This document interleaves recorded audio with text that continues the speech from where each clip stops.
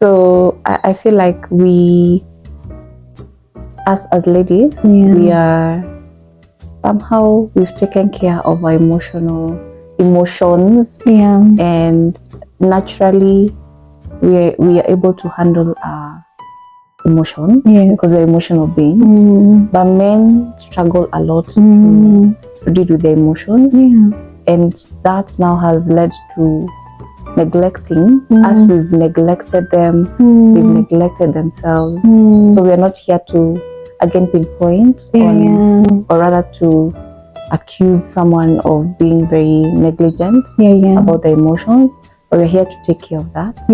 And since a lot of men have been neglected emotionally, so I had this question in mind, like where does it start? Where is the foundation of this negligence? Is it us as women, as sisters, as mothers? Is it the fathers? Is it the men? Or is it all of us? And what we should do about it? Indeed, I feel like usually what happens a lot for guys, it's mostly a societal stigma where I think according to what we've also been exposed to is that men are called for to be very strong, and to not show emotions and to not be a woman, because obviously women cannot necessarily feel the stigma of being emotional and speaking out, because we are basically, according to the society, women are associated with emotions and being talkative and everything. So when women come out and they speak during therapy or they speak in groups and society and everything, it's termed as normal, very normal, But when a man comes out and they need to talk about how they feel or which is actually normal, in which we are going to normalize in this space, and be able to help men know that they're also humans and God has placed in them the aspect of grace, helps them to find their identity,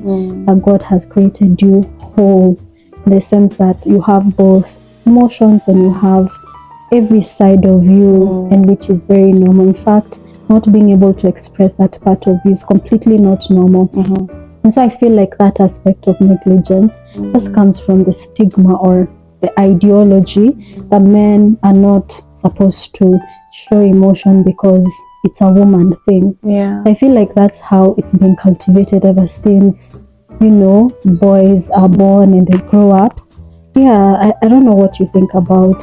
I think it's what I'm hearing you say is more like it starts home. So it starts from our houses where we come from, our mother and father expecting the boy to grow some type of way. And girls can cry. If they have fallen down, they can cry, but a boy is shouted at. He's told, unalia. You have to be a man. You have to be a man, and it is very scary for a boy who has probably broken his arm, and he's told, be a man at 6 years, 7 years, 10 years. I mean, that has activated. So it starts from home, and I think that is where now we start now forming houses, homes, mothers and fathers, parents to be able to tell the boys it is okay to break down. It is okay to struggle with something, and you can come and speak. But now even the mothers should be told, and fathers,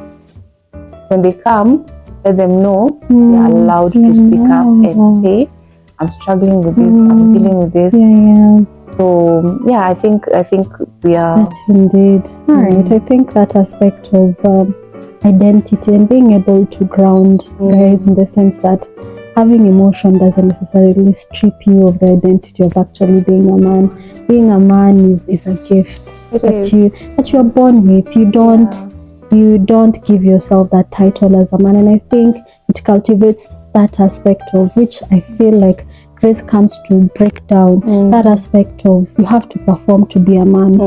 But grace says you are a man. It's all by grace. You have been given that identity by grace, and you don't have to perform to be who you already are. So when you feel like you're overwhelmed, it's okay to feel emotional, because that doesn't, because you're just a human, and also part of actually your nature as a human being, and also in that gift of just being a man, you also have those aspects of emotion.